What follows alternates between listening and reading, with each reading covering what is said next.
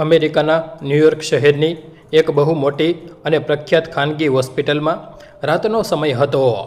બહાર ખૂબ જ ભારે વરસાદ પડી રહ્યો હતો અને ઠંડો પવન પણ ફૂંકાઈ રહ્યો હતો.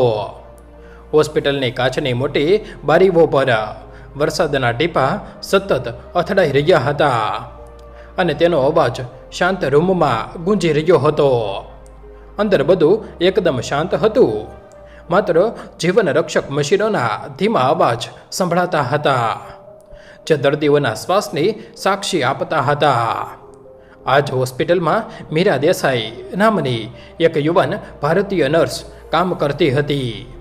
મીરા મૂળ ગુજરાતના એક નાના ગામડાની રહેવાસી હતી અને પોતાના પરિવારને આર્થિક મદદ કરવા માટે થોડા વર્ષો પહેલાં તે પોતાનું વતન છોડીને અમેરિકા આવી હતી.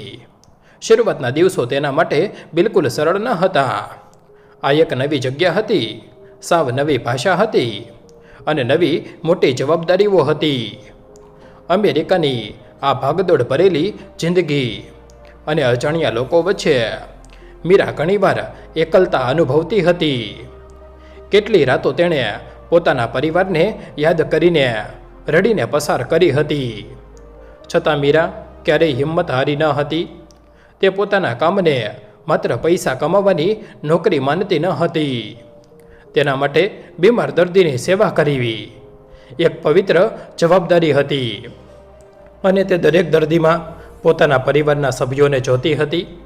ઘણી વખત તે પોતાની ડ્યુટી પૂરી થયા પછી પણ હોસ્પિટલમાં રોકાતી અને વૃદ્ધ દર્દીઓ પાસે થોડો સમય બેસતી.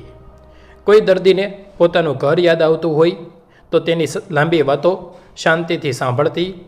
કોઈ દર્દીને પોતાની બીમારી કે પરિવારની ચિંતા હોય તો તેનો હાથ પકડીને તેને હિંમત આપતી. હોસ્પિટલના ઘણા સિનિયર ડૉક્ટરો અને અન્ય કર્મચારીઓ કહેતા કે મીરામાં એક ખાસ વાત હતી જે તેને બીજા બધા કરતાં અલગ બતાવતી હતી. તે દર્દીને માત્ર એક બીમાર શરીર કે દર્દી તરીકે નહીં, પરંતુ એક જીવંત માણસ તરીકે જોતી હતી, જેને દવાની સાથે સાથે પ્રેમ અને હૂંફની પણ એટલી જ જરૂર હતી. ભૂતકાળમાં મીરાએ એક વૃદ્ધ અમેરિકન મહિલાની ખૂબ સેવા કરી હતી, જેને તેના પોતાના સંતાનોએ વૃદ્ધાશ્રમમાં મૂકી દીધા હતા. મીરા તે મહિલાને દરરોજ પોતાની સાથે લાવેલું જમવાનું ખવડાવતી અને તેની સાથે વાતો કરતી. જ્યારે તે મહિલાનું મૃત્યુ થયું ત્યારે મીરા જ તેની પાસે હતી.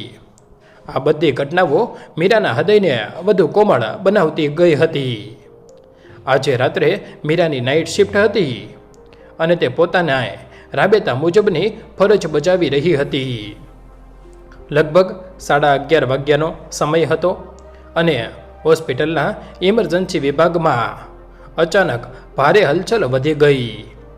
એક એમ્બ્યુલન્સ સાયરન વગાડતી ખૂબ ઝડપથી હોસ્પિટલના મુખ્ય દરવાજા પાસે આવીને ઊભી રહી. 2 તાલીમબદ્ધ પેરામેડિક કર્મચારીઓ એક ગંભીર દર્દીને સ્ટ્રેચર પર અંદર લાવ્યા. દર્દીની હાલત જોઈને હોસ્પિટલનો સ્ટાફ દોડતો થઈ ગયો. ડૉક્ટરો તરત જ તે દર્દીની આસપાસ એકઠા થઈ ગયા અને પ્રાથમિક સારવારમાં લાગી ગયા. દર્દીની ઉંમર લગભગ 70 વર્ષની આસપાસ હતી. તે અમેરિકાનો એક ખૂબ જ જાણીતો અને પ્રભાવશાળી ઉદ્યોગપતિ હતો. તેનું નામ હતું રિચાર્ડ બ્રાઉન. રિચાર્ડ બ્રાઉન એ ખૂબ મોટો બિઝનેસમેન હતો. તેની પાસે અનેક આંતરરાષ્ટ્રીય કંપનીઓ હતી અને દુનિયાના અલગ અલગ દેશોમાં તેનો વેપાર ફેલાયેલો હતો. ન્યૂયોર્ક શહેરમાં તેના નામે ઘણી મોટી મિલકતો અને વૈભવી બંગલાઓ હતા. સમાચાર પત્રો અને ટીવી ચેનલો તેને એક સફળ કરોડપતિ તરીકે ઓળખતા હતા. સમાજના મોટા મોટા લોકો તેની સાથે ઓળખાણ કરવા માટે તરસતા હતા. પરંતુ તે રાત્રે હોસ્પિટલના સફેદ પલંગ પર પડેલો રિચાર્ડ બ્રાઉન કોઈ શક્તિશાળી કરોડપતિ જેવો બિલકુલ લાગતો ન હતો. તે ખૂબ જ નબળો અને લાચાર દેખાઈ રહ્યો હતો. તેના કરચલીવાળા ચહેરા પર એક અજીબ થાક અને નિરાશા હતી. તેને શ્વાસ લેવામાં ખૂબ જ તકલીફ પડી રહી હતી અને તેનું હૃદય નબળું પડી ગયું હતું. ડૉક્ટરોએ તરત જ તેને ઓક્સિજન આપ્યો અને જરૂરી લાઈફ સેવિંગ સારવાર શરૂ કરી. મીરાને પણ તેના વિશ્વાસુ અને શાંત સ્વભાવના કારણે રિચાર્ડ્સની દેખરેખ માટે ખાસ તબીબી ટીમમાં સામેલ કરવામાં આવી. મીરા ખૂબ જ સાવચેતીથી રિચાર્ડ્સની બાજુમાં ઊભી રહીને તેના હાર્ટ મોનિટર અને બ્લડ પ્રેશરના મશીન પર સતત નજર રાખતી હતી. ડૉક્ટરો ડ્રીપ દ્વારા જરૂરી ભારે દવાઓ આપી રહ્યા હતા. થોડા લાંબા સમયની મહેનત પછી રિચાર્ડ્સની શારીરિક સ્થિતિ ધીમે ધીમે સ્થિર થવા લાગી, પરંતુ હજુ પણ તેના જીવ પરનું જોખમ સંપૂર્ણપણે ટળ્યું ન હતું. ડૉક્ટરોના આદેશ મુજબ રિચાર્ડ્સને હોસ્પિટલના સૌથી મોંઘા અને ખાસ વીઆઈપી રૂમમાં ખસેડવામાં આવ્યો. આ રૂમ ખૂબ જ મોટો અને અત્યાધુનિક હતો.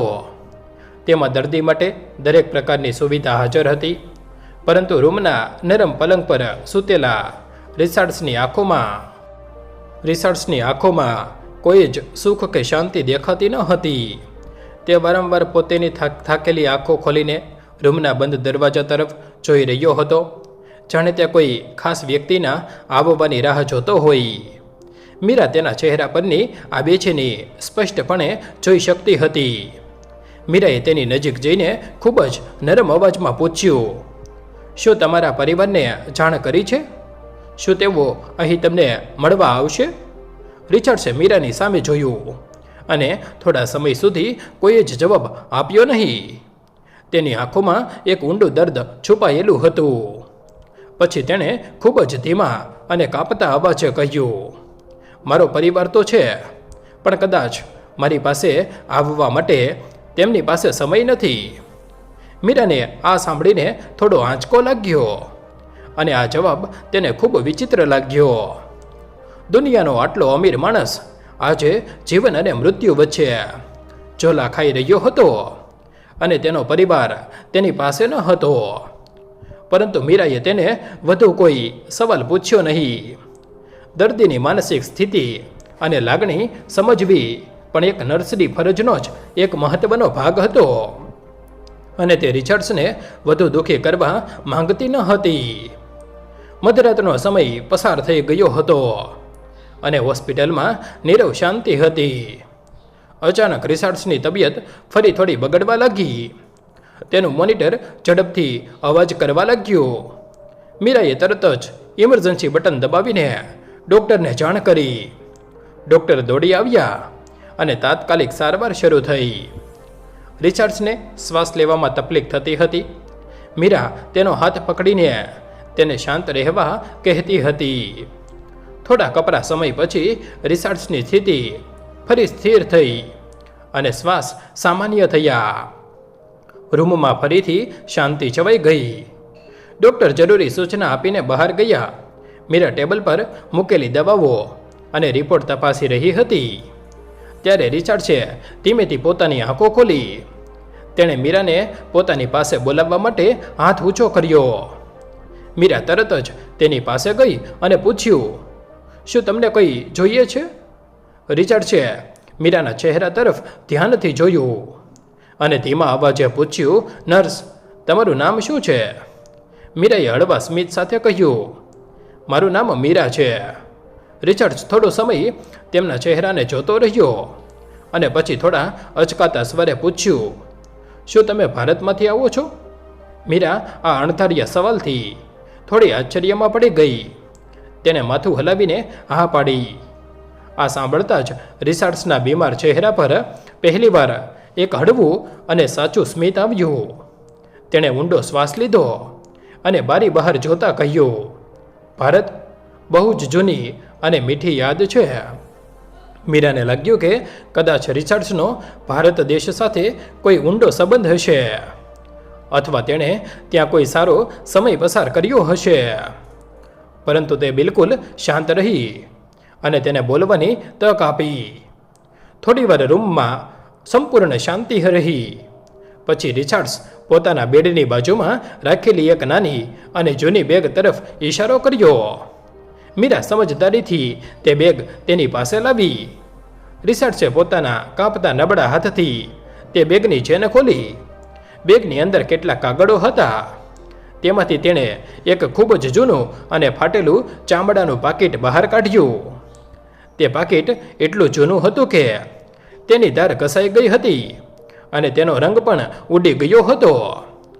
રિચાર્ડ ખૂબ જ કાળજીપૂર્વક તે પાકીટમાંથી એક નાનો કાળો અને સફેદ ફોટો બહાર કાઢ્યો.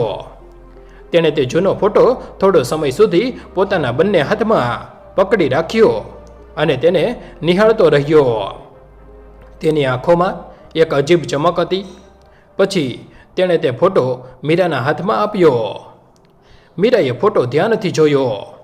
ફોટોમાં એક નાનું અમેરિકન બાળક અને તેની સાથે એક હસતો ભારતીય પરિવાર દેખાતો હતો. પરિવારના લોકોના કપડાં સાદા અને પારંપરિક હતા. મીરા ફોટો જોઈને ખરેખર ચોંકી ગઈ. આ ફોટો દાયકાઓ જૂનો લાગતો હતો, પરંતુ તેમાં દેખાતા લોકો સ્પષ્ટપણે ભારતીય લાગતા હતા અને ખાસ કરીને ગુજરાતી પહેરવેશવાળા લાગતા હતા. આ કોણ છે? મીરાએ પોતાની ઉત્સુકતા રોકી ન શકતા ધીમેથી પૂછ્યું. રિચાર્ડ્સની આંખોમાં અચાનક આંસુ આવી ગયા અને તેની આંખોમાં ભેજ છવાઈ ગયો. તેણે ભારે અવાજે કહ્યું, આ મારા જીવનની સૌથી મોટી અને સૌથી પવિત્ર યાદ છે. મીરાને હવે સ્પષ્ટપણે સમજાયું કે આ અમીર માણસના હૃદયની અંદર કોઈ ઊંડી અને દર્દનાક વાર્તા છુપાયેલી છે. રિચાર્ડ્સ પાસે અઢળક પૈસા હતા, સમાજમાં મોટી સત્તા હતી, મોટી મોટી આંતરરાષ્ટ્રીય કંપનીઓ હતી, પરંતુ આ એક સામાન્ય જૂનો કાગળનો ફોટો તેને આજે આટલા વર્ષો પછી પણ ભાવુક બનાવી રહ્યો હતો. મીરાએ ખૂબ જ આદર સાથે તે ફોટો રિચાર્ડ્સને પાછો આપ્યો. રિચાર્ડ્સે તેને ખૂબ જ કાળજીપૂર્વક પોતાના જૂના પાકીટમાં પાછો મૂક્યો, જાણે તે કોઈ અમૂલ્ય ખજાનો હોય. પછી તેણે થાકીને પોતાની આંખો બંધ કરી દીધી. થોડા સમય સુધી રૂમમાં માત્ર લાઈફ સપોર્ટ મશીનનો ટીક ટીક અવાજ સંભળાતો હતો. અચાનક રિચાર્ડ્સ ફરી પોતાની આંખો ખોલીને મીરા તરફ સીધું જોયું. શું તમને ખરેખર એવું લાગે છે કે પૈસા માણસની દરેક નાની મોટી ઈચ્છા પૂરી કરી શકે છે? તેણે એક ગંભીર સવાલ પૂછ્યો. મીરા પાસે આટલા મોટા માણસના સવાલનો તરત કોઈ ચોક્કસ જવાબ ન હતો. તેણે થોડો વિચાર કરીને કહ્યું, પૈસા ઘણી બધી ભૌતિક મુશ્કેલીઓ અને જરૂરિયાતો દૂર કરી શકે છે, પરંતુ દુનિયાની દરેક સાચી ઈચ્છા અને મનની શાંતિ પૂરી કરી શકે એવું હું નથી માનતી. રિચાર્ડ્સ તેના આ સાચા અને સીધા જવાબ પર થોડું હસ્યો. તમે એકદમ સાચું કહ્યું મીરા, તેણે એક ઊંડો નિસાસો નાખતા કહ્યું. તે રાત્રે મીરાની ડ્યુટીનો સમય પૂરો થવાની તૈયારીમાં હતો. સવાર પડી રહી હતી, પરંતુ મીરાની નાજુક સ્થિતિ અને તેની વાતો સાંભળીને મીરાને ત્યાંથી જવાનું મન ન થયું. તે પોતાની શિફ્ટ પૂરી થયા પછી પણ થોડો સમય વધુ ત્યાં રોકાઈ ગઈ. રિચાર્ડ્સ થાકના કારણે ઊંઘી ગયો હતો. મીરા ધીમા પગલે રૂમની બહાર નીકળી રહી હતી ત્યારે તેણે પાછળથી એક નબળો અવાજ સાંભળ્યો. મીરા તે તરત જ પાછી વળી. રિચાર્ડ્સ જાગતો હતો અને પીડા સહન કરી રહ્યો હતો. તેણે હાથથી ઇશારો કરીને અને પોતાની નજીક બોલાવી, જો હું કદાચ કાલે સવારે અહીંથી જીવતો બહાર ન નીકળી શકું તો? મીરા આ સાંભળીને થોડી ગભરાઈ ગઈ અને દર્દીને આવી વાત કરતાં રોકતા તેણે તરત કહ્યું, તમે આવું નકારાત્મક ન વિચારો. હોસ્પિટલના સૌથી સારા ડૉક્ટરો તમારી સારવાર કરી રહ્યા છે અને તમે જલ્દી સાજા થઈ જશો. રિચાર્ડ્સ નકારમાં પોતાનું માથું હલાવ્યું. હું હવે મૃત્યુથી જરા પણ ડરતો નથી. તેણે મક્કમતાથી કહ્યું, મને મારા જીવનમાં માત્ર એક જ મોટો અફસોસ છે, જે મને મરવા નથી દેતો. મીરા એકદમ શાંતિથી તેની બાજુમાં ઊભી રહી અને તેને સાંભળવા લાગી. રિચાર્ડ્સે કહ્યું, મારા જીવનમાં એક ખૂબ જ મહત્ત્વનું વચન આપવાનું રહી ગયું છે અને એક કામ અધૂરું રહી ગયું છે. મીરા કંઈ બોલી નહીં, માત્ર તેને સાંત્વના આપતી રહી.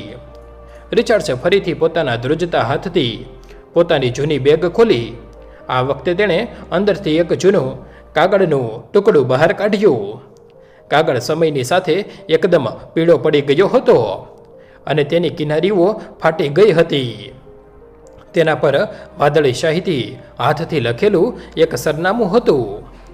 રિચાર્ડસે તે પીળો કાગળ મીરાના હાથમાં મૂક્યો. આ સરનામું તમારા દેશ ભારતનું છે, તેણે ભારે હૈયા કહ્યું. મીરાનું ધ્યાન તરત જ તે જૂના કાગળ પર લખેલા અક્ષરો પર ગયું.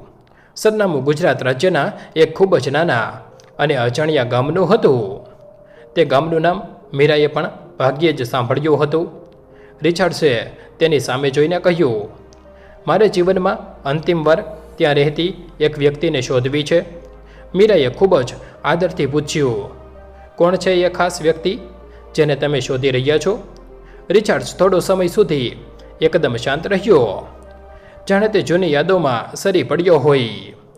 પછી તેણે કહ્યું, મને ખરેખર ખબર નથી કે તે વ્યક્તિ આજે આ દુનિયામાં જીવિત છે કે નહીં, પણ મારે જાણવું છે. મીરાના મનમાં આ સાંભળીને અનેક પ્રશ્નો ઊભા થયા. આટલા મોટા અને શક્તિશાળી કરોડપતિ રિચાર્ડ્સ બ્રાઉન પાસે ભારતનું આ જૂનું સરનામું ક્યાંથી આવ્યું? પહેલા ફોટામાં દેખાતા ભારતીય લોકો કોણ હતા?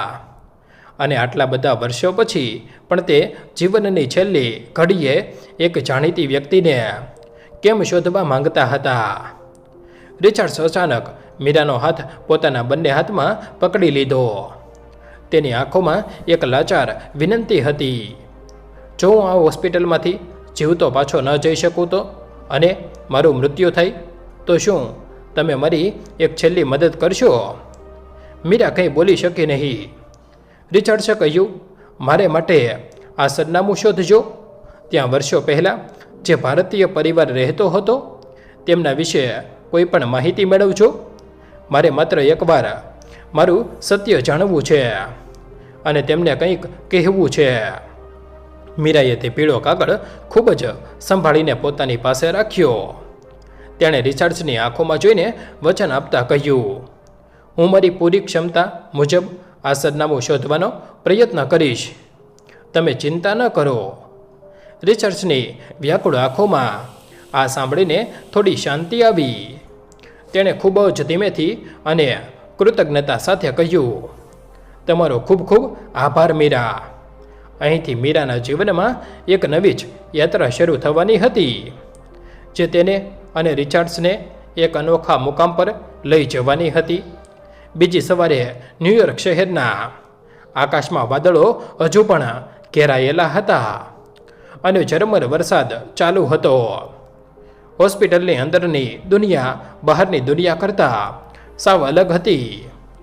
મીરા પોતાની રાતની શિફ્ટ પૂરી કરીને ઘરે જવાને બદલે હોસ્પિટલના એક ખાલી રૂમમાં થોડીવાર આરામ કરવા રોકાઈ ગઈ, કારણ કે તેનું મન રિચાર્ડ્સ બ્રાઉનની વાતોમાં અટવાયેલું હતું. તેને વારંવાર પેલો જૂનો કાગળ અને ફોટો યાદ આવતા હતા.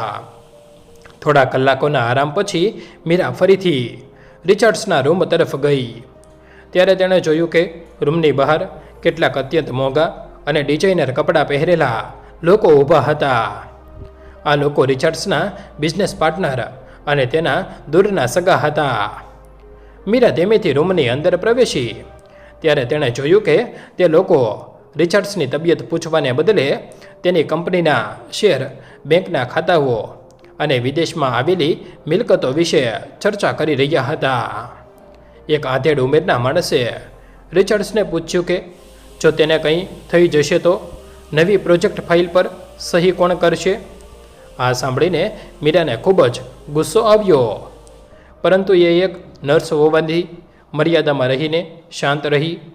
રિચાર્ડ્સની આંખોમાં આ લોકો પ્રત્યે કોઈ જ લગાવ ન હતો.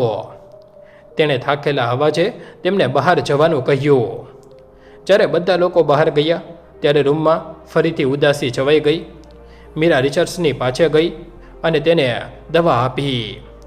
રિચાર્ડ્સે મીરા સામે જોઈને એક ઊંડો નિસાસો નાખ્યો અને કહ્યું, મીરા, તમે જોયું મારી આસપાસ કેટલા બધા લોકો છે, પણ આમાંથી કોઈ મારો પોતાનો નથી.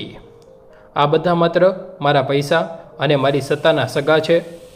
જ્યારે હું ખાલી હાથે હતો ત્યારે કોઈ મારી સાથે ન હતું. આ શબ્દો બોલતી વખતે રિચર્ડ્સની આંખોમાં એક વિચિત્ર શૂન્યતા હતી. મીરાએ તેને સાંત્વના આપતા કહ્યું, તમે ચિંતા ન કરો, હું તમારી સાથે છું અને મેં તમને જે વસન આપ્યું છે તે હું ચોક્કસ પૂરું કરીશ. રિચર્ડ્સના ચહેરા પર થોડી શાંતિ દેખાઈ. તેણે મીરાને પોતાની યુવાનીના એ કપરા દિવસોની વાત કહેવાનું શરૂ કર્યું. તેણે કહ્યું, મીરા, જ્યારે હું માત્ર 20-22 વર્ષનો હતો ત્યારે દુનિયા જોવાની ઈચ્છા સાથે હું એક નાવિક તરીકે કામ કરતો હતો અને એકવાર મારું જહાજ ભારતના દરિયાકાંઠે લાંગર્યું હતું. તે સમયે મારી પાસે કોઈ જ પૈસા ન હતા અને હું એક અજાણ્યા દેશમાં સાવ એકલો પડી ગયો હતો. મારી ભાષા કોઈ સમજતું ન હતું અને મને કોઈ રસ્તો દેખાતો ન હતો. ભટકતા ભટકતા હું ગુજરાતના એક નાનકડા ગામમાં પહોંચી ગયો હતો, જ્યાં હું ભૂખ અને તરસથી બેભાન થઈને રસ્તા પર પડી ગયો હતો. ત્યારે એક અત્યંત ગરીબ પરંતુ દયાળુ ગુજરાતી પરિવારે મને પોતાના ઘરમાં આશરો આપ્યો હતો. તે પરિવાર પાસે ખાવા માટે પૂરતું અનાજ ન હતું, છતાં તેમણે પોતાના ભાગનો રોટલો મને ખવડાવ્યો હતો. તેમની એક નાની દીકરી હતી જે મારી સાથે પોતાની તૂટી ફૂટી ભાષામાં મીઠી વાતો કરતી હતી અને મારા ઉદાસ ચહેરા પર સ્મિત લાવવાનો પ્રયાસ કરતી હતી. તે પરિવારે મને 15 દિવસ સુધી પોતાના ઘરમાં સાચવ્યો અને પછી મને મારા દેશ અમેરિકા પાછા ફરવા માટે થોડા પૈસા પણ ભેગા કરીને આપ્યા હતા. જ્યારે હું ત્યાંથી નીકળી રહ્યો હતો ત્યારે મેં તે નાની દીકરી અને તેના પરિવારને વચન આપ્યું હતું કે એક દિવસ હું ખૂબ મોટો માણસ બનીશ અને પાછો આવીને તેમનો આ ઉપકાર જરૂર ચૂકવીશ. રિચર્ડ્સ આટલું બોલતા બોલતા હાંફી ગયો. મીરાએ તરત જ તેને પાણી પીવડાવ્યું અને ઓક્સિજન માસ્ક સરખું કર્યું. રિચર્ડ્સ થોડી વાર પછી ફરી બોલવાનું ચાલુ કર્યું. તેણે કહ્યું, મીરા, હું અમેરિકા પાછો આવ્યો. મેં દિવસ રાત એક કરીને ખૂબ મહેનત કરી. મેં નાનો વેપાર શરૂ કર્યો જે ધીમે ધીમે એક વિશાળ સામ્રાજ્યમાં ફેરવાઈ ગયો. મારી પાસે ગાડીઓ, બંગલા, નોકરો બધું જ આવી ગયું. પણ આ પૈસાની દોડમાં હું એ પરિવારને આપેલો મારો શબ્દ ભૂલી ગયો. જ્યારે મને મારી ભૂલ સમજાઈ ત્યારે મેં મારા માણસોને ભારતમાં એ ગામમાં તપાસ કરવા મોકલ્યા હતા, પરંતુ સમય ઘણો પસાર થઈ ગયો હતો અને તે ગામમાં હવે એ પરિવાર રહેતો ન હતો. કોઈને ખબર ન હતી કે તેઓ ક્યાં જતા રહ્યા છે. મેં મારી આખી જિંદગી એ અફસોસ સાથે વિતાવી છે કે હું એક અમીર માણસ તો બની ગયો પણ એક સારો અને સાચો માણસ ન બની શક્યો. આજે જ્યારે મારું મૃત્યુ મારી સામે ઊભું છે ત્યારે મને મારા બેંક બેલેન્સની નહીં પણ એ પરિવારની યાદ સતાવી રહી છે. મારે માત્ર એકવાર તેમને મળીને કહેવું છે કે રિચર્ડ્સ તેમને ભૂલ્યો નથી. મીરા આખી વાત સાંભળીને અંદરથી હલી ગઈ હતી. તેણે નક્કી કરી લીધું કે ગમે તે થાય તે આ પરિવારને શોધીને જ રહેશે. તે જ દિવસે રાત્રે મીરાએ પોતાની ડ્યુટી પૂરી કર્યા પછી હોસ્પિટલના એક ખૂણામાં બેસીને પોતાના ભારતમાં રહેતા મિત્રો અને સગા સંબંધીઓને ફોન કરવાનું શરૂ કર્યું. તેણે તે પીળા કાગળ પર લખેલું સરનામું બધાને મોકલ્યું અને વિનંતી કરી કે કોઈ પણ ભોગે આ સરનામા પર રહેતા પરિવારની માહિતી કાઢે. મીરાને ખબર હતી કે આ કામ સરળ નથી, કારણ કે દાયકાઓ જૂની વાત હતી અને ભારતમાં ગામડાઓના નકશા અને તેમના સરનામા સમય સાથે ઘણા બદલાઈ ગયા હતા. છતાં તેણે આશા છોડી નહીં. તે સતત અલગ અલગ લોકોને ફોન કરતી રહી અને બીજી તરફ રિચર્ડ્સની તબિયત પર પણ ધ્યાન આપતી રહી. રિચર્ડ્સની આંખો હવે મીરાને શોધતી રહેતી હતી. તેને માત્ર મીરા પર જ વિશ્વાસ હતો. હોસ્પિટલના ડૉક્ટરોએ સ્પષ્ટ કહી દીધું હતું કે રિચર્ડ્સ પાસે હવે ગણતરીના દિવસો જ બચ્યા છે. મીરાના મનમાં એક તરફ રિચર્ડ્સને બચાવવાની ઈચ્છા હતી અને બીજી તરફ તેનું અધૂરું કામ પૂરું કરવાની ઉતાવળ હતી. એક રાત્રે જ્યારે મીરા રિચાર્ડ્સના રૂમમાં તેની દવાઓ ગોઠવી રહી હતી ત્યારે તેણે રિચાર્ડ્સની બેગમાંથી ફરીથી પેલો જૂનો ફોટો બહાર કાઢ્યો. તે ફોટાને ધ્યાનથી જોઈ રહી હતી. ફોટામાં દેખાતો ભારતીય પરિવાર ખૂબ જ સુખી અને સંતોષી લાગતો હતો. મીરાના મનમાં એક વિચાર આવ્યો કે કદાચ આ ફોટોમાં કોઈ એવો સંકેત છુપાયેલો હોય જે તેને તે પરિવાર સુધી પહોંચાડી શકે. તેણે ફોટાને ઉલટાવીને તેની પાછળ જોયું તો ત્યાં ખૂબ જ ઓછા અને ઝાંખા અક્ષરોમાં કંઈક લખેલું હતું. મીરાએ હોસ્પિટલ રૂમની લાઇટ નીચે તે અક્ષરો વાંચવાનો પ્રયાસ કર્યો. ત્યાં અંગ્રેજીમાં માત્ર એક જ વાક્ય લખેલું હતું જે વાંચીને મીરાના હૃદયના ધબકારા વધી ગયા. તેમાં લખ્યું હતું, જે દિવસે હું તેમને ફરી મળીશ એ દિવસે મારું જીવન પૂરું થશે. આ માત્ર એક વાક્ય ન હતું. આ રિચાર્ડ્સની જિંદગીનું સૌથી મોટું અને ઊંડું રહસ્ય હતું જે તેણે પોતાના હૃદયમાં વર્ષોથી છુપાવી રાખ્યું હતું. મીરાને હવે સમજાઈ ગયું હતું કે આ કોઈ સામાન્ય શોધ નથી. આ એક માણસના આત્માની શાંતિનો સવાલ છે. બીજા દિવસે સવારે મીરાએ ભારતમાં પોતાના એક ખૂબ જ વિશ્વાસુ પત્રકાર મિત્રને ફોન કર્યો અને આખી વાત વિગતવાર જણાવી. પત્રકાર મિત્રએ મીરાને ખાતરી આપી કે તે પોતાના સૂત્રો દ્વારા ગુજરાતના તે ગામમાં તપાસ કરશે અને સાંજ સુધીમાં કોઈને કોઈ માહિતી ચોક્કસ આપશે. મીરાનો આખો દિવસ ભારે બેચેનીમાં પસાર થયો. તે વારંવાર પોતાનો ફોન જોતી હતી અને કોઈ સારા સમાચારની રાહ જોતી હતી. બપોરના સમયે રિચાર્ડ્સની તબિયત અચાનક વધુ લથડી. તેનું બ્લડ પ્રેશર ખૂબ જ ઘટી ગયું અને તેને શ્વાસ લેવામાં ભારે તકલીફ થવા લાગી. ડૉક્ટરોની આખી ટીમ રૂમમાં દોડી આવી અને ઇમરજન્સી સારવાર શરૂ કરી. મીરા બહાર ઊભી રહીને ઈશ્વરને પ્રાર્થના કરી રહી હતી કે રિચાર્ડ્સને વધુ સમય આપે જેથી તે તેનું વચન પૂરું કરી શકે. લગભગ 2 કલાકની ભારે જહેમત પછી ડૉક્ટરોએ રિચાર્ડ્સની સ્થિતિ કાબૂમાં લીધી, પરંતુ તેમણે મીરાને અલગ બોલાવીને ચેતવણી આપી કે રિચાર્ડ્સનું હૃદય હવે સાવ નબળું પડી ગયું છે અને તે કોઈ પણ ક્ષણે બંધ પડી શકે છે. મીરા ભારે હૈયે રિચાર્ડ્સના રૂમમાં ગઈ. રિચાર્ડ્સની આંખો અડધી ખુલ્લી હતી અને તે મીરા તરફ એક આશાભરી નજરે જોઈ રહ્યો હતો. મીરાએ તેની પાસે જઈને તેનો ધ્રુજતો હાથ પકડ્યો અને ધીમેથી કહ્યું, તમે હિંમત ન હારતા. મારા મિત્ર તપાસ કરી રહ્યા છે અને આપણને જલ્દી જ કોઈ રસ્તો મળી જશે. રિચાર્ડ્સ કંઈ બોલ્યા વગર માત્ર આંખો બંધ કરીને હા પાડી. સાંજ પડવા આવી હતી. ન્યૂયોર્ક શહેરમાં ફરીથી વાદળો ઘેરાયા હતા અને વરસાદ શરૂ થઈ ગયો હતો. મીરા હોસ્પિટલની બારી પાસે ઊભી રહીને બહારના વરસાદને જોઈ રહી હતી. ત્યારે જ તેનો ફોન રણક્યો. સ્ક્રીન પર તેના પત્રકાર મિત્રનું નામ હતું. મીરાએ ધ્રુજતા હાથે ફોન ઉપાડ્યો. સામેથી મિત્રનો અવાજ આવ્યો, મીરા, મેં તે ગામોમાં તપાસ કરી છે. ગામ તો હજુ પણ ત્યાં જ છે, પરંતુ તે સરનામા પર હવે કોઈ ઘર નથી. ત્યાં એક મોટો રસ્તો બની ગયો છે. ગામના કેટલાક ખૂબ જ વૃદ્ધ લોકો સાથે મેં વાત કરી તો તેમણે જણાવ્યું કે તે પરિવાર લગભગ 30 વર્ષ પહેલાં જ ગામ છોડીને ક્યાંક બીજે જતો રહ્યો હતો.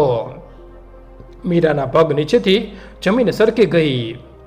તેણે નિરાશ થઈને પૂછ્યું તો શું હવે તેમને શોધવાનો કોઈ રસ્તો નથી? મિત્રએ કહ્યું, મીરા, એક આશા હજુ બાકી છે. ગામના સરપંચે જણાવ્યું છે કે તે પરિવારનો એક દૂરનો સંબંધી હજુ પણ નજીકના એક શહેરમાં રહે છે.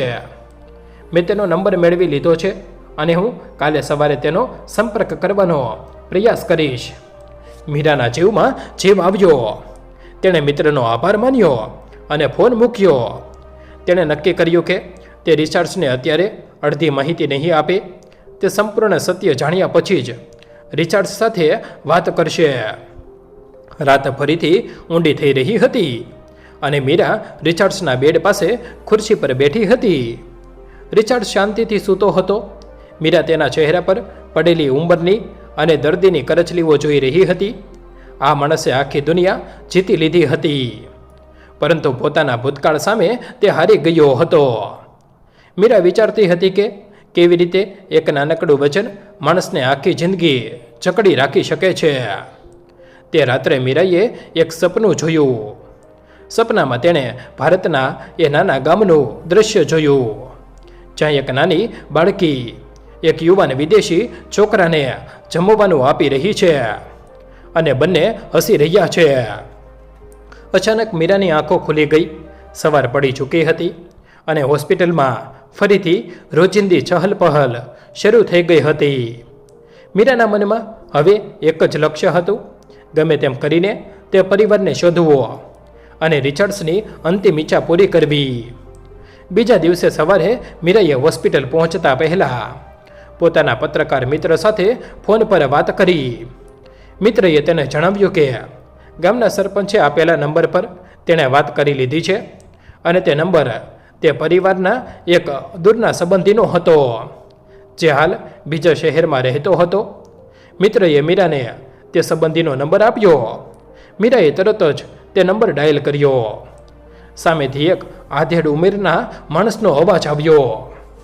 મીરાએ પોતાનો પરિચય આપ્યો અને જૂના પરિવાર વિશે પૂછપરછ કરી. તે માણસે થોડીવાર વિચાર્યા પછી કહ્યું કે આ એ મારો જ પરિવાર હતો, પણ અમે વર્ષો પહેલાં ગામ છોડી દીધું હતું. મારા કાકા અને તેમની દીકરી ઘણા વર્ષો પહેલાં કાયમ માટે વિદેશ જતા રહ્યા હતા. મીરાના હૃદયના ધબકારા વધી ગયા. તેણે પૂછ્યું કે તેઓ કયા દેશમાં ગયા હતા. સામેથી જવાબ મળ્યો કે તેઓ અમેરિકા ગયા હતા અને ત્યાં ન્યૂયોર્ક શહેરમાં જ સ્થાયી થયા હતા. મીરાને પોતાના કાનો પર વિશ્વાસ જ ન આવ્યો. જે પરિવારને રિચર્ડ્સ ભારતના કોઈ ખૂણામાં શોધી રહ્યો હતો, તે પરિવાર આટલા વર્ષોથી અહીં અમેરિકામાં અને કદાચ આ જ શહેરમાં રહેતો હતો. મીરાએ તે માણસ પાસે ન્યૂયોર્કમાં રહેતા પરિવારનો નંબર માંગ્યો, પરંતુ તેણે કહ્યું કે મારી પાસે તેમનો કોઈ સીધો નંબર નથી, પણ મારી પાસે તેમનું એક જૂનું સરનામું છે, જે હું તમને મોકલી શકું છું. મીરાએ આભાર માનીને ફોન મૂક્યો અને થોડી જ વારમાં તેના ફોન પર એક મેસેજ આવ્યો, જેમાં ન્યૂયોર્ક શહેરના એક પરા વિસ્તારનું સરનામું લખેલું હતું. મીરાની ખુશીનો કોઈ પાર ન હતો. તેણે હોસ્પિટલ પહોંચીને સૌથી પહેલાં રિચર્ડ્સના રૂમમાં જવાનું નક્કી કર્યું. રિચર્ડ્સની હાલત આજે ખૂબ જ ખરાબ લાગી રહી હતી. તેના શ્વાસ ઝડપથી ચાલી રહ્યા હતા અને ડૉક્ટરોએ તેને વધુ એક નવું મશીન લગાવ્યું હતું. મીરાને જોઈને રિચર્ડ્સની આંખોમાં આશાનું કિરણ દેખાયું. તેણે ઈશારાથી મીરાને નજીક બોલાવી. મીરાએ તેનો હાથ પકડીને ધીમેથી કહ્યું, તમને ખુશ કરવા માટે મારી પાસે એક બહુ જ સારા સમાચાર છે. તમે જે પરિવારને શોધી રહ્યા છો, તે પરિવાર ભારતમાં નથી, પણ આપણા જ શહેરમાં ન્યૂયોર્કમાં જ રહે છે. રિચર્ડ્સની આંખો પહોળી થઈ ગઈ અને તેના ચહેરા પર એક અદ્ભુત ચમક આવી ગઈ. તે કંઈ બોલી શકે તેમ ન હતો, પણ તેના આંસુ બધું જ કહી રહ્યા હતા. મીરાએ તેને શાંત કરતા કહ્યું, હું આજે જ મારી ડ્યુટી પૂરી કરીને તે સરનામા પર જવાની છું અને તેમને રૂબરૂ મળીને બધી ખાતરી કરવાની છું. તમે માત્ર હિંમત રાખો અને મારી રાહ જોજો. રિચર્ડ્સે માથું હલાવીને સંમતિ આપી. આખો દિવસ મીરાનું મન કામમાં નહોતું લાગતું. તે વારંવાર ઘડિયાળ સામે જોતી હતી. તેને એવું લાગતું હતું કે સમય સાવ થંભી ગયો છે. બીજી તરફ હોસ્પિટલમાં રિચર્ડ્સના સગા સંબંધીઓનો ત્રાસ વધી રહ્યો હતો. તેઓ રિચર્ડ્સના વકીલને લઈને આવ્યા હતા અને રિચર્ડ્સ પાસે કાયદાકીય કાગળો પર સહી કરાવવાની જીદ કરી રહ્યા હતા. મીરાએ તેમને રૂમમાં જતા રોકવાનો પ્રયાસ કર્યો, પણ તેઓ માન્યા નહીં. રિચર્ડ્સે વકીલને જોઈને મોઢું ફેરવી લીધું અને સહી કરવાની સાફ ના પાડી દીધી. રિચર્ડ્સના એક ભત્રીજાએ ગુસ્સામાં આવીને મીરા પર આરોપ લગાવ્યો કે આ નર્સ અમારા કાકાને ભડકાવી રહી છે અને તેમને અમારી સામે કરી રહી છે. મીરાએ બધું શાંતિથી સહન કરી લીધું, કારણ કે અત્યારે તેની પ્રાથમિકતા રિચાર્ડ્સનું વસન પૂરું કરવાની હતી. સાંજ પડતા જ મીરા પોતાની ડ્યુટી પૂરી કરીને હોસ્પિટલમાંથી બહાર નીકળી. તેણે એક ટેક્સી કરી અને પેલા સરનામા તરફ જવા રવાના થઈ. રસ્તામાં તે વિચારતી હતી કે જો તે પરિવારને મળશે તો તેમને શું કહેશે, કેવી રીતે ઓળખાણ આપશે અને તેમને રિચાર્ડ્સ વિશે કેવી રીતે જણાવશે. લગભગ 1 કલાકની મુસાફરી પછી ટેક્સી એક સામાન્ય પણ સુંદર મકાન પાસે ઊભી રહી. મીરાએ ટેક્સીમાંથી ઉતરીને મકાનનું બોર્ડ વાંચ્યું, જેના પર પટેલ પરિવાર એવું લખેલું હતું. મીરાના હૃદયમાં એક આશા જાગી. તેણે ધીમેથી મકાનનો દરવાજો ખખડાવ્યો. થોડીવાર પછી એક આશરે 50 વર્ષની ઉંમરની મહિલાએ દરવાજો ખોલ્યો. તે મહિલાએ ભારતીય પહેરવેશ પહેરેલો હતો અને તેનો ચહેરો ખૂબ જ શાંત અને સાલસ લાગતો હતો. મીરાએ તેને ગુજરાતીમાં પૂછ્યું, શું આ પટેલ પરિવારનું ઘર છે? મહિલાએ હસીને હા પાડી અને મીરાને અંદર આવવા કહ્યું. ઘરમાં પ્રવેશતા જ મીરાની નજર દિવાલ પર લટકતા એક જૂના કાળા અને સફેદ ફોટા પર ગઈ. આ ફોટો બરાબર એવો જ હતો જેવો ફોટો રિચાર્ડ્સ પાસે હતો. મીરાના પગ ત્યાં જ થંભી ગયા. તેની આંખોમાંથી આંસુ વહેવા લાગ્યા. મહિલાએ મીરાને આ રીતે રડતી જોઈને ચિંતાથી પૂછ્યું, શું થયું બેન? તમે કોણ છો અને કેમ રડી રહ્યા છો? મીરાએ પોતાની જાતને સંભાળી અને ધીમેથી કહ્યું, મારું નામ મીરા છે અને હું શહેરની મોટી હોસ્પિટલમાં નર્સ તરીકે કામ કરું છું. હું અહીં એક બહુ જ મહત્ત્વના કામ માટે આવી છું. મીરાએ પોતાની બેગમાંથી રિચાર્ડ્સે આપેલો પેલો જૂનો ફોટો અને પીળો કાગળ બહાર કાઢ્યો અને તે મહિલાના હાથમાં મૂક્યો. મહિલાએ જેમ તે ફોટો જોયો કે તરત જ તેના હાથ ધ્રુજવા લાગ્યા અને તે ફોટા પર હાથ ફેરવતી રહી. આ ફોટો તમારી પાસે ક્યાંથી આવ્યો? તેણે ધ્રુજતા અવાજે પૂછ્યું. મીરાએ કહ્યું, આ ફોટો મને એક વૃદ્ધ અમેરિકન દર્દીએ આપ્યો છે, જેમની હાલત અત્યારે ખૂબ જ ગંભીર છે અને તેઓ જીવન મરણ વચ્ચે ઝોલા ખાઈ રહ્યા છે.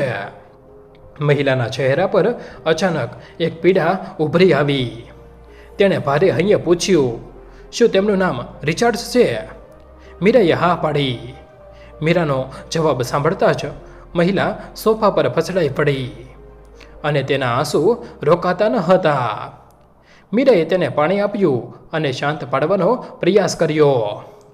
થોડી વાર પછી મહિલાએ બોલવાનું શરૂ કર્યું. મારું નામ અંજલિ છે અને આ ફોટોમાં જે નાની બાળકી છે તે હું જ છું. વર્ષો પહેલાં જ્યારે અમે ભારતમાં અમારા ગામમાં રહેતા હતા ત્યારે એક યુવાન વિદેશી છોકરો ભૂખ્યો અને બીમાર હાલતમાં અમારા ઘર પાસે આવ્યો હતો.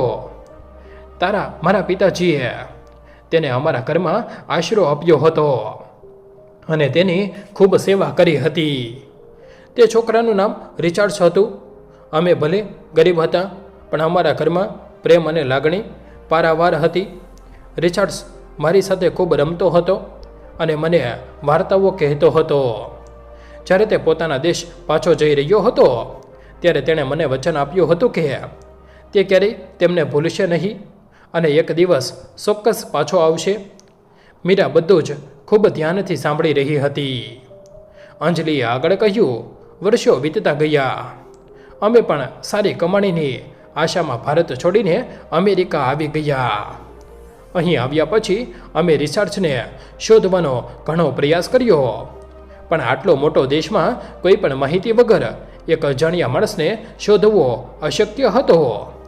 અમે માની લીધું હતું કે રિચાર્ડ્સ પોતાના જીવનમાં આગળ વધી ગયો છે અને કદાચ અમને ભૂલી ગયો છે. પણ મારા પિતાજી હંમેશા કહેતા હતા કે રિચાર્ડ્સની આંખોમાં સચ્ચાઈ હતી અને તે પોતાનું વચન ક્યારેય તોડશે નહીં. આજે મારા પિતાજી આ દુનિયામાં નથી પણ તેમની વાત સાચી પડી. રિચાર્ડ્સ અમને ભૂલ્યો નથી. આ સાંભળીને મીરાને પણ રડવું આવી ગયું. તેણે અંજલિને કહ્યું, રિચાર્ડ્સ આજે ખૂબ જ મોટા અને અભીર માણસ બની ગયા છે પરંતુ તેમની આખી સંપત્તિ તેમને તે શાંતિ નથી આપી શકી જે તેમને તમારા પરિવાર પાસે મળી રહેતી. તેઓ પોતાની જિંદગીની છેલ્લી ક્ષણો ગણી રહ્યા છે અને બસ એકવાર તમને મળવા માંગે છે. અંજલિએ તરત જ ઊભા થતાં કહ્યું, હું અત્યારે જ તમારી સાથે હોસ્પિટલ આવવા તૈયાર છું. મારે પણ તેમને મળવું છે અને કહેવું છે કે અમે પણ તેમને ક્યારેય ભૂલ્યા નથી. મીરા અને અંજલિ બંને તરત જ ટેક્સીમાં બેસીને હોસ્પિટલ તરફ જવા રવાના થયા. રસ્તામાં બંને વચ્ચે કોઈ વાત ન થઈ, માત્ર એક ઊંડી શાંતિ અને બેચેની હતી. હોસ્પિટલ પહોંચીને મીરા સીધી અંજલિને લઈને રિચર્ડ્સના રૂમ તરફ દોડી. રૂમની બહાર રિચર્ડ્સના સગા સંબંધીઓ હજુ પણ ઊભા હતા. તેઓ મીરાને જોઈને ફરીથી ગુસ્સે થયા, પરંતુ મીરાએ તેમની નજરઅંદાજ કરીને અંજલિ સાથે રૂમમાં પ્રવેશ કર્યો. રૂમમાં અંદર દાખલ થતાં જ અંજલિની નજર પલંગ પર સૂતેલા નબળા અને બીમાર રિચર્ડ્સ પર પડી. વર્ષો પછી બંને એકબીજાને જોઈ રહ્યા હતા. સમય જાણે થંભી રહ્યો હતો. અંજલિ ધીમા પગલે રિચર્ડ્સના પલંગ પાસે ગઈ અને તેના ધ્રુજતા હાથ પકડી લીધા. રિચર્ડ્સની આંખોમાંથી સતત આંસુ વહી રહ્યા હતા. તમે આવી ગયા અંજલિ? રિચર્ડ્સે ખૂબ જ નબળા અને ધીમા અવાજે કહ્યું. અંજલિ પણ રડી પડી અને બોલી, હા રિચર્ડ્સ, હું આવી ગઈ છું. અમે તમને ક્યારેય ભૂલ્યા ન હતા. મારા પિતાજી હંમેશા તમારી વાતો કરતા હતા અને કહેતા હતા કે તમે એક દિવસ ચોક્કસ પાછા આવશો. રિચર્ડ્સના ચહેરા પર એક અદ્ભુત શાંતિ છવાઈ ગઈ. તેણે ઊંડો શ્વાસ લીધો અને કહ્યું, મને માફ કરી દેજો. મેં તમને વચન આપ્યું હતું, પણ હું પૈસાની આંધળી દોટમાં એટલો બધો વ્યસ્ત થઈ ગયો કે હું મારો ભૂતકાળ અને તમારા પરિવારનો એક મહાન ઉપકાર ભૂલી ગયો. જ્યારે મને મારી ભૂલ સમજાઈ ત્યારે મેં તમને શોધવાનો ઘણો પ્રયાસ કર્યો, પણ તમે ભારત છોડી દીધું હતું. મને લાગતું હતું કે હું મારા જીવનના અંતિમ શ્વાસ લેતા પહેલાં તમારી માફી નહીં માંગી શકું, પણ આજે મીરાના કારણે મારું અધૂરું વચન પૂરું થઈ ગયું છે. મીરા દૂર ઊભી રહીને આ બધું જોઈ રહી હતી. તેની આંખોમાં પણ આંસુ હતા. હોસ્પિટલના રૂમમાં એક અનોખું અને ભાવાત્મક વાતાવરણ સર્જાયું હતું. રિચર્ડ્સના સગા સંબંધીઓ જેઓ રૂમની બહાર ઊભા હતા, તેઓ આ બધું જોઈને આશ્ચર્યચકિત થઈ ગયા હતા. તેને સમજાતું ન હતું કે આ ભારતીય મહિલા કોણ છે અને રિચર્ડ્સ કેમ તેની સાથે આટલી આત્મીયતાથી વાત કરી રહ્યો છે. અંજલિએ રિચર્ડ્સને તેના માથા પર હાથ ફેરવતા કહ્યું, તમારે કોઈ માફી માંગવાની જરૂર નથી રિચર્ડ્સ.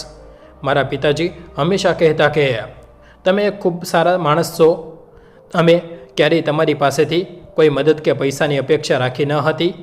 અમે તો માત્ર એ જ ઈચ્છતા હતા કે તમે ખુશ રહો અને જીવનમાં ખૂબ પ્રગતિ કરો.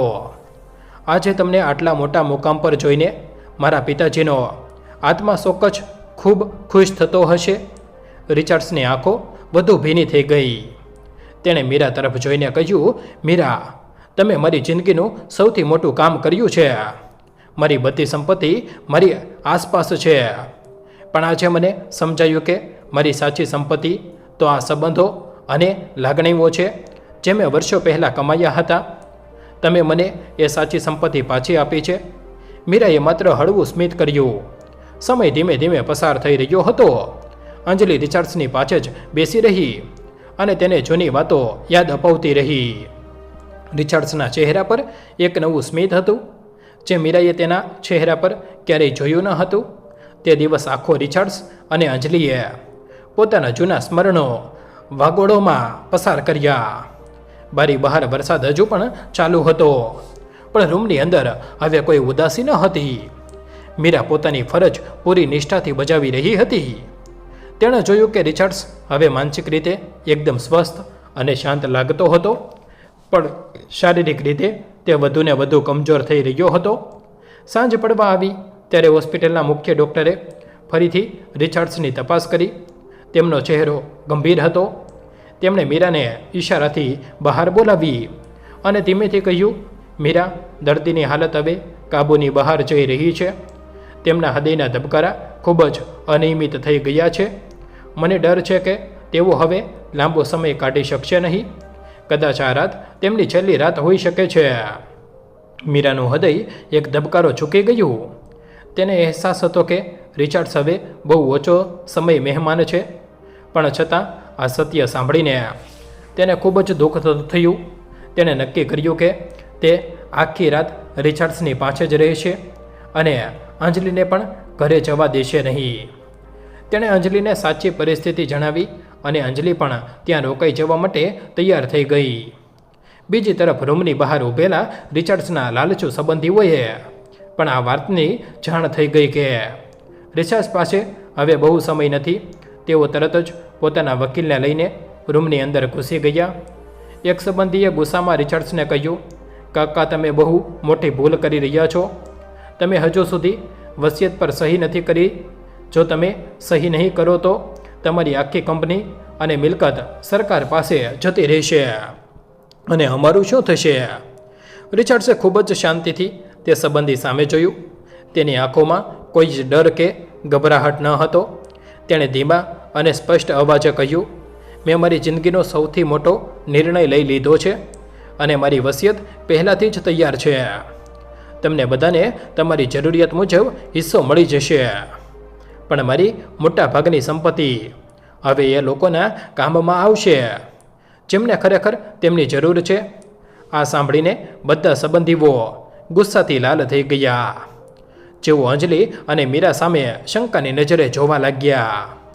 એક ભત્રીજાએ તો ત્યાં સુધી કહી દીધું કે આ બે ભારતીય મહિલાઓએ મળીને કાકાને કોઈ જાદુ કરી દીધો છે અને તેમની મિલકત પચાવી પાડવાનું કાવતરું રચ્યું છે. મીરા આ સાંભળીને બોલવા જતી હતી, પણ રિચાર્ડ્સે તેના હાથના ઇશારાથી રોકી દીધી. રિચાર્ડ્સે પોતાના વકીલને બોલાવ્યો અને તેને એક બંધ કવર આપ્યું. તેણે કહ્યું, મારી વસિયત આ કવરમાં છે અને મારા ગયા પછી જ આને ખોલવામાં આવે. વકીલે તે કવર લઈ લીધું અને બધા સંબંધીઓને ત્યાંથી બહાર જવા કહ્યું. રૂમમાં ફરીથી શાંતિ છવાઈ ગઈ. મધરાતનો સમય હતો. રિચાર્ડ્સની આંખો ભારે થવા લાગી હતી.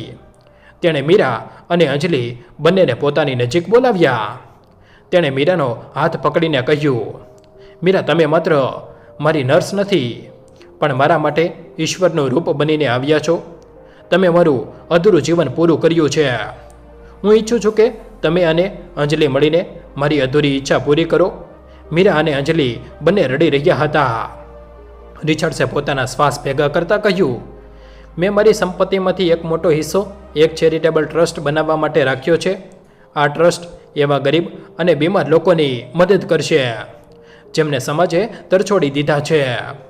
હું ઈચ્છું છું કે તમે બંને આ ટ્રસ્ટની જવાબદારી સંભાળો. આ મારું બીજું અને છેલ્લું વચન છે જે તમારે પૂરું કરવાનું છે. મીરાએ રડતા રડતા હા પાડી. અંજલિએ પણ વચન આપ્યું કે તે હંમેશા આ કામોમાં મીરાને સાથ આપશે. રિચાર્ડ્સના ચહેરા પર એક સુંદર સ્મિત આવ્યું. તેણે ઊંડો શ્વાસ લીધો અને બારી બહાર જોવા લાગ્યો. બહાર વરસાદ થંભી ગયો હતો અને આકાશમાં એક ચમકતો તારો દેખાઈ રહ્યો હતો. રિચાર્ડ્સે તે તારા તરફ જોઈને ધીમેથી કંઈક બબડ્યો અને પછી તેને આંખો હંમેશા માટે બંધ થઈ ગઈ. રિચાર્ડ્સના મૃત્યુ પછી હોસ્પિટલના રૂમમાં એક ભારે ઉદાસી અને શાંતિ છવાઈ ગઈ. મીરા અને અંજલિ બંનેની આંખોમાંથી આંસુ વહી રહ્યા હતા.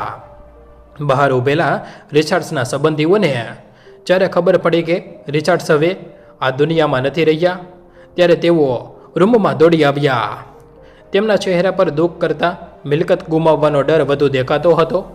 હોસ્પિટલના નિયમો મુજબ રિચાર્ડ્સના મૃતદેહને પોસ્ટમોર્ટમ અને અન્ય કાયદાકીય પ્રક્રિયાઓ માટે લઈ જવામાં આવ્યો.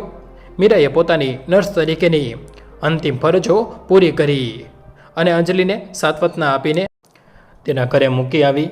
બીજા દિવસે ન્યૂયોર્ક શહેરના એક મોટા કબ્રસ્તાનમાં રિચાર્ડ્સની અંતિમ વિધિ રાખવામાં આવી હતી.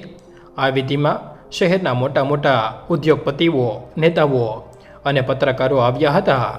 બધા લોકો કાળા કપડાં પહેરીને રિચાર્ડ્સની મહાનતા અને તેની સફળતા વિશે વાતો કરી રહ્યા હતા. પરંતુ મીરા અને અંજલિ જાણતા હતા કે રિચાર્ડ્સની સાચી મહાનતા તેના બેંક ખાતામાં નહીં, પરંતુ તેના હૃદયમાં હતી. અંતિમ વિધિ પૂરી થયા પછી રિચર્ડ્સના વકીલે બધા સગા સંબંધીઓને અને તેના મીરા તથા અંજલિને એક હોલમાં ભેગા કર્યા. વકીલે રિચર્ડ્સની અંતિમ વસિયત વાંચવાનું શરૂ કર્યું.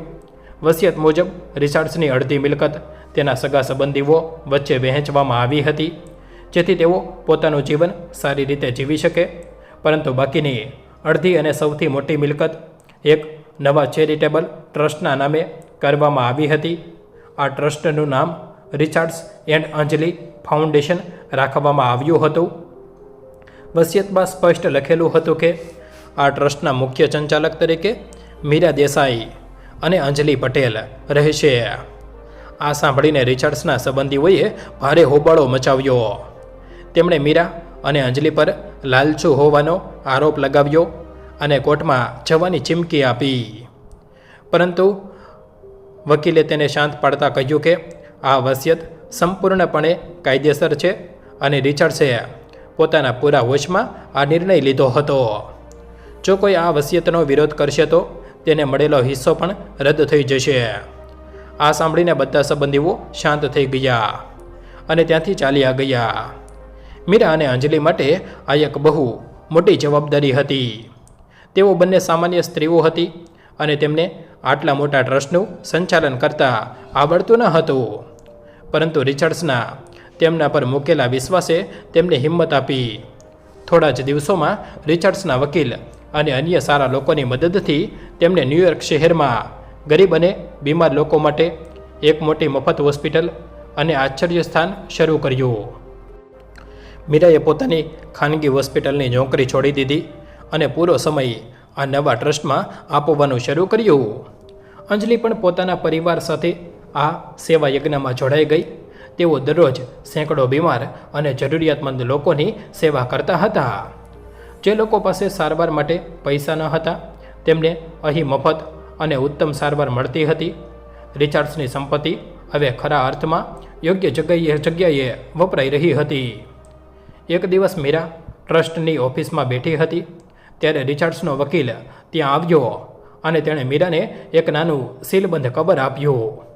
વકીલે કહ્યું કે રિચર્ડ્સે આ કવર માત્ર મીરાને જ આપવાનું કહ્યું હતું. મીરાએ ધ્રુજતા હાથે તે કવર ખોલ્યું. અંદર રિચર્ડ્સના પોતાના અક્ષરે લખેલો એક પત્ર હતો. પત્રમાં લખ્યું હતું, મારી વહાલી દીકરી મીરા, જ્યારે તો આ પત્ર વાંચી રહી હોઈશ ત્યારે હું આ દુનિયામાં નહીં હોઉં. મેં મારી આખી જિંદગી પૈસા કમાવામાં અને સત્તા મેળવવામાં વિતાવી દીધી. મને લાગતું હતું કે દુનિયાની બધી જ ખુશીઓ પૈસાથી ખરીદી શકાય છે. પણ જ્યારે હું મારી જિંદગીના અંતિમ વળાંક પર હતો ત્યારે મને સમજાયું કે હું અંદરથી સાવ ખાલી હતો. મારી પાસે કોઈ એવું ન હતું જેને હું મારું કહી શકું. તે દિવસે જો તું મને ન મળી હોત તો કદાચ હું આ અફસોસ સાથે જ મરી ગયો હોત. તે માત્ર મારી શારીરિક સેવા નથી કરી, પણ તે મારા આત્માને શાંતિ આપી છે. તે મને એ પરિવાર સાથે મેળવ્યો જેણે મને નિસ્વાર્થ પ્રેમ આપ્યો હતો. મારા જીવનના અંતે મને એ સૌથી મોટો પાઠ મળ્યો કે માણસ કેટલા પૈસા કમાય છે તે ક્યારેય મહત્ત્વનું નથી હોતું. તેણે કેટલા લોકોના જીવનમાં પ્રેમ, લાગણી અને મદદ છોડી છે તે જ તેની સાચી અને કાયમી ઓળખ છે. મને પૂરો વિશ્વાસ છે કે તું અને અંજલિ મારા આ સેવાના કામને ખૂબ આગળ વધારશો. મારો આત્મા હંમેશા તમને આશીર્વાદ આપતો રહેશે. લેખિંગત તમારો રિચર્ડ્સ. મીરાની આંખોમાંથી સોદર આંસુ વહેવા લાગ્યા. તેણે તે પત્ર પોતાના હૃદય સરસો છાપી દીધો.